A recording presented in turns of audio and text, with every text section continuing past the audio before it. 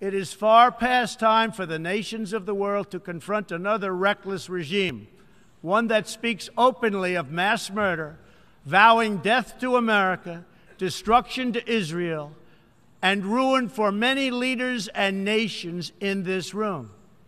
The Iranian government masks a corrupt dictatorship behind the false guise of a democracy. It has turned a wealthy country with a rich history and culture into an economically depleted rogue state whose chief exports are violence, bloodshed, and chaos. The longest suffering victims of Iran's leaders are, in fact, its own people. Rather than use its resources to improve Iranian lives, its oil profits go to fund Hezbollah and other terrorists that kill innocent Muslims and attack their peaceful Arab and Israeli neighbors. This wealth, which rightly belongs to Iran's people, also goes to shore up Bashar al-Assad's dictatorship, fuel Yemen's civil war, and undermine peace throughout the entire Middle East. We cannot let a murderous regime continue these destabilizing activities while building dangerous missiles, and we cannot abide by an agreement if it provides cover for the eventual construction of a nuclear program.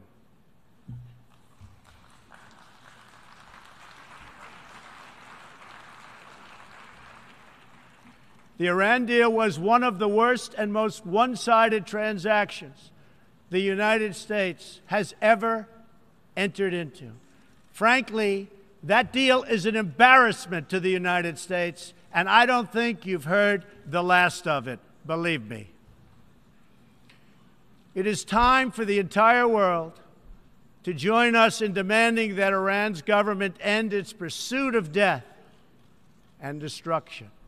It is time for the regime to free all Americans and citizens of other nations that they have unjustly detained.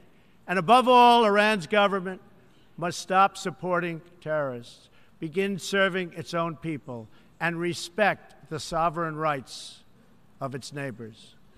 The entire world understands that the good people of Iran want change. And other than the vast military power of the United States, that Iran's people are what their leaders fear the most.